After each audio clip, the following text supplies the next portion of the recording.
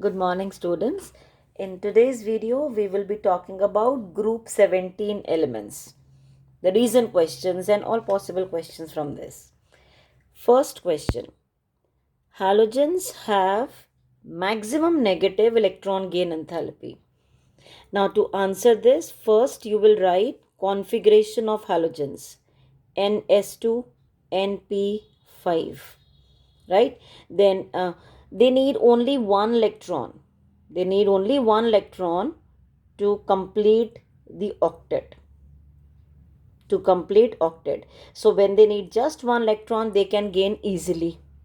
And if they can gain easily, the electron gain enthalpy will be more negative, means more energy will be liberated. So you can even add they have small size because their position in the periodic table is extreme right hand side, and they have high nuclear charge. High nuclear charge. So you can mention these 3 points. 1. Configuration. They need one electron to complete their octet. Second, small size, high nuclear charge, due to which they can gain electron readily. Any atom which gains electron readily, this is in the gaseous state, if it gains electron readily, it will form the anion, and in this process energy is released, that is called as electron gain enthalpy. Second question: though fluorine is smaller in size than chlorine, chlorine has more negative electron gain enthalpy. You will write the configuration of both chlorine and fluorine. Fluorine valence shell configuration is 2s2 2p5 and chlorine is 3s2 3p5. Right? In this, the valence shell is second. Second shell is valence, and the maximum capacity of the second shell is 8, out of which 7 are already present. Therefore, the incoming electron faces more repulsion. Whereas in chlorine, the valence shell is third. Third shell is the valence, and the maximum capacity in the valence shell, that is third shell, can be 18. Out of 18, only 7 are present. Therefore, the incoming electron will be accepted readily. Less repulsion, you can say. Less repulsion in this. In fact, this is going to gain electron readily and form Cl minus. Clear? Next question. Halogens are colored. Give reason. You will write halogens can absorb, or you can say in halogens there is absorption of radiation in the visible region. That means when they are exposed in the visible region, they will absorb the radiations from it and will result in the excitation of the electron to the higher energy level. That means from the valence shell, electrons get excited when they are exposed to the radiations. They will be taking the energy from the visible region, and the electrons will get excited to the higher level. And whenever the electrons get excited to the higher level, they will not remain there forever. They come back. So while coming back, they emit out the energy with which they had gone up. So that is why they are colored. And you can also remember their colors. Fluorine is yellow color gas. Chlorine, it is greenish yellow. Chlorine is greenish yellow gas. Bromine is reddish brown color. And iodine is violet. Right? Next question. What if we place these halogens in the order of the bond dissociation enthalpy? The order is like this. Iodine is least, chlorine is maximum. If we check their placements in the periodic table, it is fluorine on the top. Fluorine, chlorine, bromine, iodine.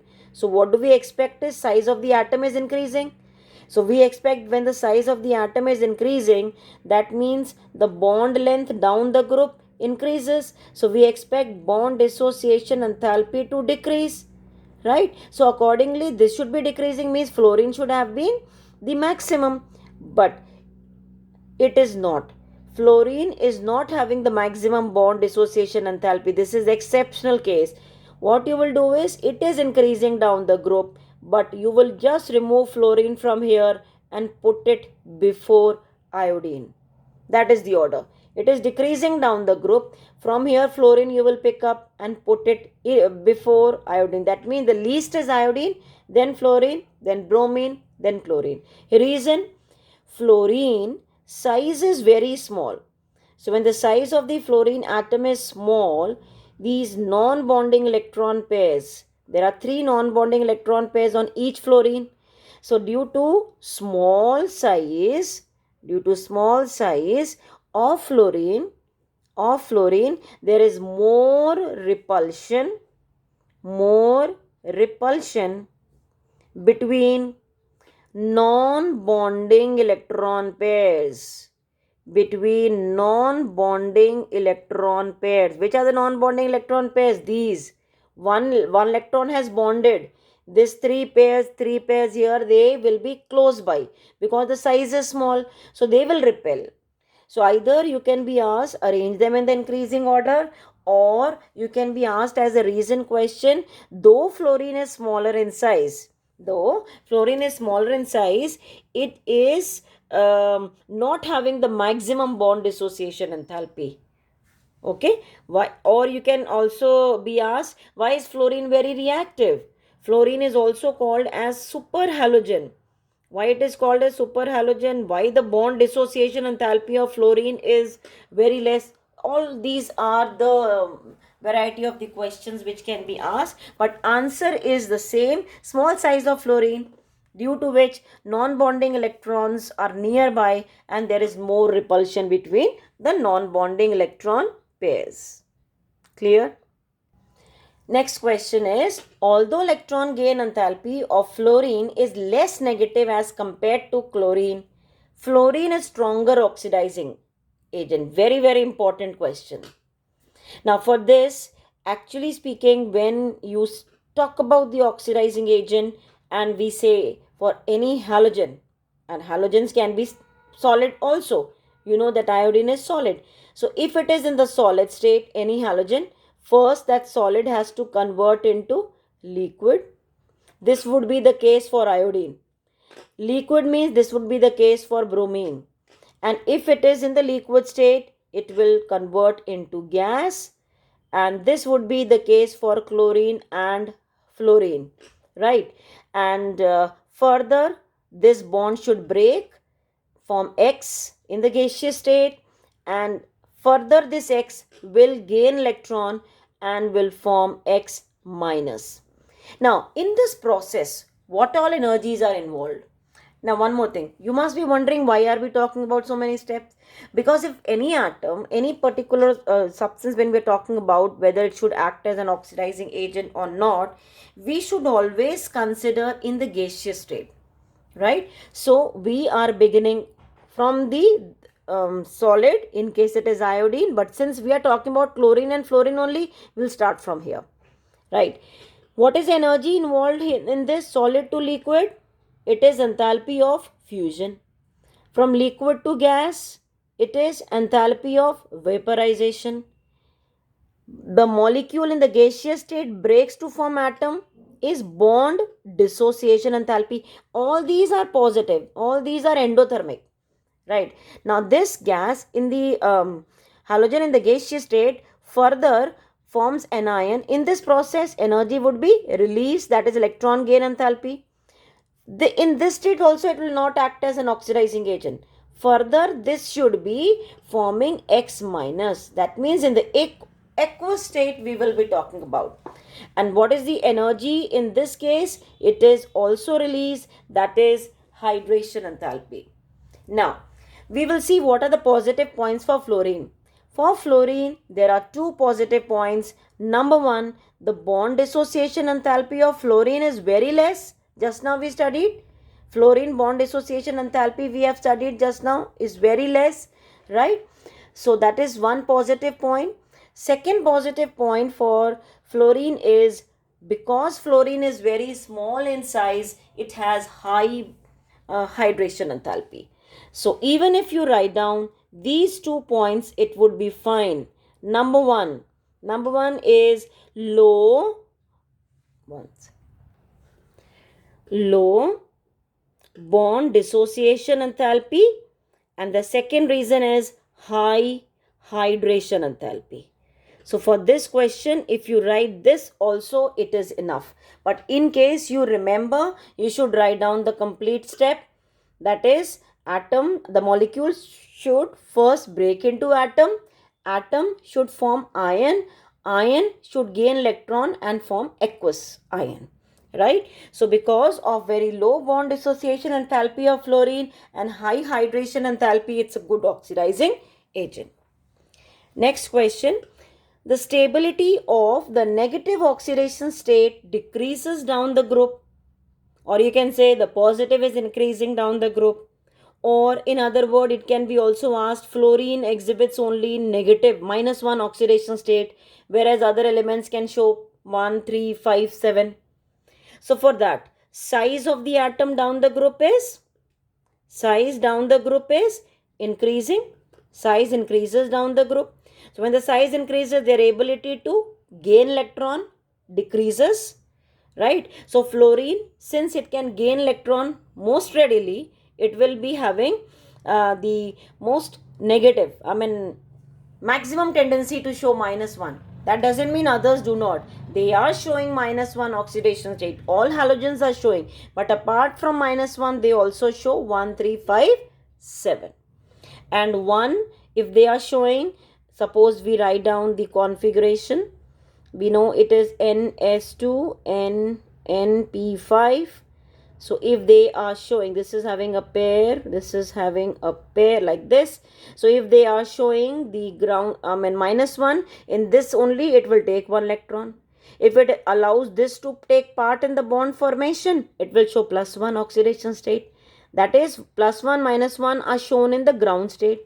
If it has to show +3 oxidation state, one more d orbital will be there. In the d orbital, one of this electron will go. That means there will be 3 unpaired. So in that first excited state, it will show this. Likewise, if one more goes here, there will be 5 unpaired. It will show 5. And one more goes in the next one. That means 7 unpaired. It will show +7 oxidation state. Clear? Halogens are reactive.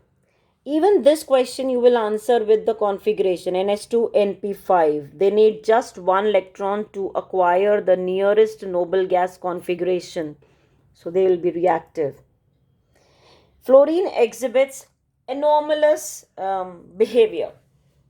For this, you will write the small size, high electronegativity, low bond dissociation enthalpy, 1, 2, 3, and the fourth one you are going to write down absence of d orbital. Absence of d orbital. That is why fluorine is abnormal. Which all properties fluorine is abnormal? We have already done that. Due to this, it's very reactive. It can break easily. Absence of d orbital, it cannot show +1 oxidation state. Recently, we have studied that question. This one. Fluorine exhibits this. Yeah, this question that fluorine exhibits only -1. In this, you can also talk about size small and absence of d orbital. Absence of d orbital in fluorine. That is why it cannot undergo excitation, means higher electron cannot go to the higher levels, right? Now, the acids of the halogen, HF, HCl, HBr, HI. Their properties, which properties can be asked? These are the properties I have written. Now, down the group, the size of the halogen increases. So, bond length will increase. So, this I have written the first set. That is bond length, acidic nature, reducing nature, and the Ka value. These all are going to increase. Why? You know this. Size of the halogen increases down the group. Bond length will increase. Which is most acidic? The last one. So that means if you are asked to arrange them in the increasing order of the acidic nature, HF is least, then HCl, then HBr, then HI. HI is most acidic. Most reducing, increasing down the group. This is most reducing, this is least reducing. Ka value is the same as the acidic nature. And if we are talking about the bond dissociation enthalpy, it would be reverse. It is decreasing down the group. Why it is decreasing? Bond dissociation enthalpy, the length is increasing. Obviously, the energy required to break the bond will decrease. So bond dissociation enthalpy decreases down the group. The Ka value is increasing down the group. The pK value will decrease in case you are asked to arrange them on the basis of the pK values. Then melting boiling point. In every group I have been telling you, melting point, boiling point, what do we expect normally? Down the group, size of the molecule increases. The surface area increases. Van der Waals forces of attraction increases. So what we expect is down the group, melting boiling point should be increasing. It is increasing, but with the problem of HF. With the problem of HF. You can check if it is boiling point, HF becomes maximum. It becomes maximum. It is having the maximum boiling point. See, HCl, HBr, HI. You don't get confused here. Just remove HF from there. Boiling point, HF is maximum. Melting point, HF you will place somewhere here. That's it. You'll remember like this. Do not get confused. For boiling point, HF is maximum. For melting point, remove HF from here. Place it before HI. Reason for this? Why HF shows that abnormal behavior? It is because of intermolecular hydrogen bond. Got it? Ionic character decreases in this order. This is quite simple. They're metal fluoride, metal chloride, bromide, iodide. Fluorine, it is having high electronegativity. The difference in the electronegativity is more. Obviously, the ionic character will be more for fluoride and iodide will be least. You can also apply Fajan's rule. Okay, you can apply Fajan's rule. What is a Fajan rule saying? Larger the size of the anion, more is the covalent nature. So it will be having the least ionic nature. In case you're asked to compare two different, similar type of halides, right? Chloride and chloride. In the lower oxidation state and higher oxidation state. Always higher the oxidation state, more the covalent behavior. Higher the oxidation state, more the covalent. Same way, Fajan's rule. Higher the oxidation state of what? Metal we are talking about. Metal. Because this tin here is having +4. Tin is having +2. +4 means smaller size. What is the Fajan's rule saying? So both these are related to Fajan's rule. Right? Smaller the size of cation, larger the size of anion, more is the covalent nature. So higher charge of the cation means smaller size, so it will have more covalent behavior. Chlorine is good bleaching agent. When you react this chlorine with water, it forms HCl plus HOCl, and HO, that hypochlorous acid, is very unstable. It will give HCl plus O. It gives nascent oxygen. Because it gives nascent oxygen, that can be used to convert the colored substance. It will react with the nascent oxygen and will form colorless substance. It will form colorless substance. Colored substance will get converted to colorless. You can also say the bleaching action of chlorine is by oxidation. By oxidation. Why? Because it is liberating nascent oxygen. So that nascent oxygen is carrying out the bleaching action. Okay. Next question. When HCl reacts with finely... this is a in-text question given in NCERT. When Fe and HCl will react, it will form FeCl2, not FeCl3. Why? Because it is liberating H2. H2 is a good reducing agent, and this reducing agent will not allow Fe plus 2 to get oxidized to ferric. Ferrous will not be getting oxidized to ferric. So it will remain in the lower oxidation state. Fine. Fluorine forms only one oxidation state. One oxyacid, in fact, we can say HOF. Why? Because fluorine can show only -1 oxidation state. Fluorine cannot form higher oxyacids. Otherwise, if I talk about chlorine, it forms HOCl, HClO2, HClO3, HClO4, hypochlorous acid, chlorous acid, chloric acid, perchloric acid. Why fluorine cannot form these? Absence of d orbital. Absence of d orbital. It is having small size. Due to small size and absence of d orbital, it can only form the lower one. You can also write that it is having high electronegativity. Because of high electronegativity, it will form only one oxo acid. The next question, interhalogen compounds are more reactive than halogens. Either they can give interhalogen compounds or they can give you example. ICl is more reactive than I2. The answer is the same for both. Always we say if the size of the two combining atoms is comparable. Like if I talk about I2, the two atoms are same. So we can say they are having similar size or comparable size. When the size is comparable, when the size is same, the bond formed will be strong. The bond formed is strong. Whereas in interhalogen, I and Cl, the two halogens do not belong to the same period, they belong to different period. Therefore, the bond form will not be strong. You can say not comparable size. The two halogens are not having comparable size. So when they do not have a comparable size, the bond form will not be strong. Therefore, it will be more reactive than the normal halogen.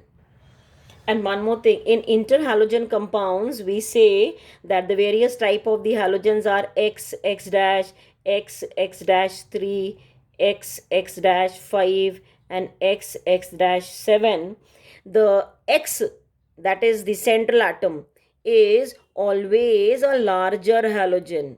Why karke the question can be asked. This is a larger halogen, the central one. X is always a larger halogen. X dash will be a smaller halogen. Why it has to be a smaller one? Because the central atom has to be always large. If the central atom is small, then if it is small, the bigger ones cannot surround. Hindrance will be there. Due to steric hindrance, that will not be possible. So always remember, the central atom, the halogen, is always larger in size, and the surrounding halogens are smaller, or you can say surrounding one is small and high electronegative atom, whereas the central one will be larger halogen and less electronegative atom. Is it clear? So I hope you have understood by now all the recent questions of group 15, 16, 17.